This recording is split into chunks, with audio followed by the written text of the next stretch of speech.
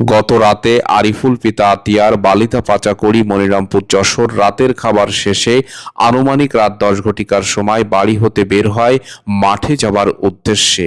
আরিফুলের পিতা আতিয়ার ছেলেকে বেশি রাত না করে বাড়ি ফিরতে বলে, কিন্তু আরিফুল ফিরেছে লাশ হয়ে, যেমনটি বলল আরিফুলের পিতা। আপনার ছেলে আরিফ রাত্রে কটার দিকে বেরোচ্ছে?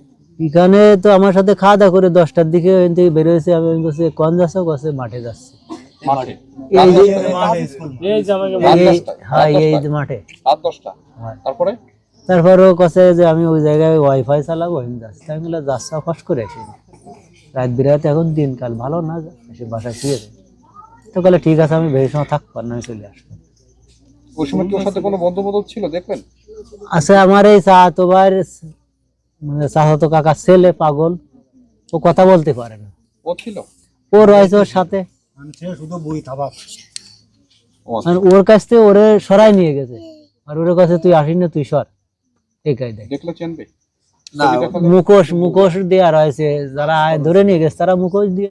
আরিফুলের হত্যায় এলাকার সাধারণ মানুষের নিকট হতে তথ্য অনুসন্ধানে বের হয়ে আসে আসল রহস্য। আরিফুল গাজী এলাকার বখাটে অনেক সমবয়সী বা বয়স ঊর্ধ্ব বন্ধুদের সাথে গভীরভাবে মেলামেশা করত। গত রাতে আরিফুলের ঘাতক বন্ধুরাই ছিল হত্যার মূল নায়ক। কেন হত্যা করলো আরিফুলকে? গ্রামের খেটে খাওয়া সরল সোজা একজন 18 বছর বয়সী কিশোরকে হত্যার পিছনে কি রহস্য লুকিয়ে আছে? সকলের মনে এমন প্রশ্ন ঘুরপাক খেলছে। আসুন জেনে নি এলাকার সাধারণ জনগণ কি বলে এবং আরিফুলের লাশ ঘেরের পানি হতে উত্তোলনকারী ব্যক্তি কি বয়ান ছিল। সঙ্গে জড়িত এরকম মনে হয়? না, ওই যে বললো যে আছে ভাইরাসের ইস্যুর সাথে জড়িত। ভাইরাস কাটে? হ্যাঁ, ভাইরাস কাটে। ভাইরাস সঙ্গে তো কোনো শত্রুতা হয়েছে?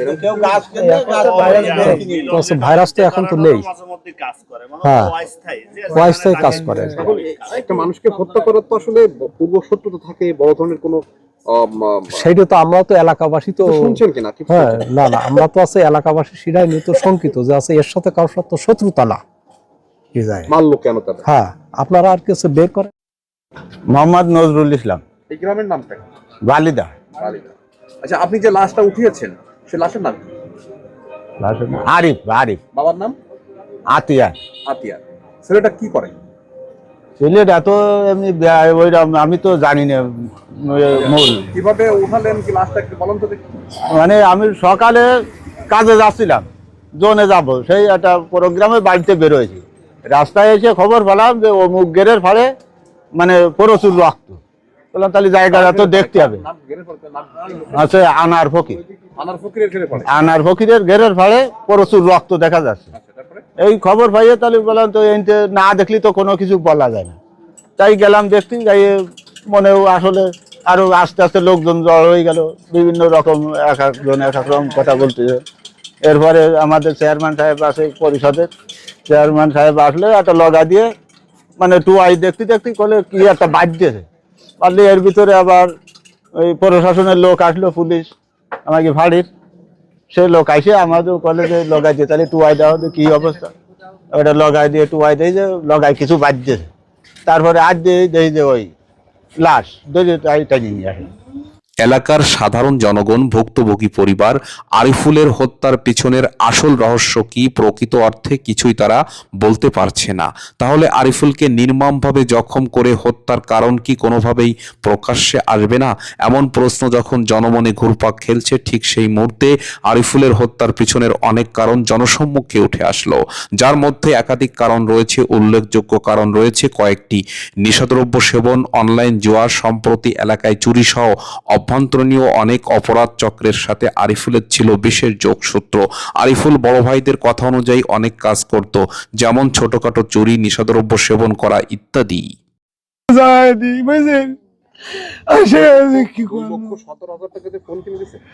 দিতে পারে ও আর দেখি না, তাই তা আমার বোন দেখি না, মানে 50,000 ফোন কিনে গেছে বিদেশের থেকে, কিনে এনে তাই দিয়ে গেছে। বুনটা সেটা বন্ড আছে আর কি, বুঝলো। টাকা নিয়ে নিছে কেউ? হ্যাঁ, সে ফোন সে কাগজ সাথেও নিয়ে এনেছে। ওর কাছে ফোনের কাগজটা ছিল, সেই কাগজটা ওর কাছে আগে নেছে, নেওয়ার পরে তারপরে নেছে সেই ফোন। মানে কারা? এর কাছে বন্ধু-বান্ধব? আর কাছের বন্ধু বান্ধব। ওদের কি নাম জানা আছে? না, নাম তো আমি বলতে পারবো না, আমাকে হয়তো যাবেন কাজটা কিনা করে কি দেখি আমি তো জানি না। আর সেই কায়দায় ওরা কালকে রাত্রি নিয়ে যায় এরা মারাছে রে ভাই, আর কইস নি 11টার সময় ওরে নিয়ে গেছে রাইতে, এই উঠাই নিয়ে গেছে। কোথায় নিয়ে গেছে, মানে জোর করে? না, এটা নিয়ে গেছে বন্ধু বান্ধব। জনমনে প্রশ্ন, তাহলে আরিফুলকে কোন কারণে হত্যা করা হলো? আরিফুলের লাশ প্রকাশ্যে আসার পর এলাকা হতে যশোর জেলা ডিবি বা গোয়েন্দা টিম চিহ্নিত মাদক সেবনকারী, মাদক ব্যবসায়ী এবং অনলাইন জড়ুদেরকে গ্রেপ্তার করেছে, যাদের মধ্যে মামুন, পিতা খাজা ফকির, অনলাইন জড়ু রাকেশ, আরিফুল, সুদীপ, রাব্বি, বাপ্পি সহ মাদক অনলাইন জড়ুদেরকে গ্রেপ্তার করেছে, যাদের সাথে আরিফুলের ছিল গভীর সম্পর্ক। ওই দিন রাতে আরিফুলকে তার কাছের বন্ধুরাই ডেকে নিয়ে যায় পার্শ্ববর্তী আনার ফকিরের ঘেরের পাড়ে, যখন রাত আনুমানিক 11টার বেশি। যে কি কারণ আমি এটা বলতে পারবো মানে না। কোথায় কোথায় কোপাইছে ওকে?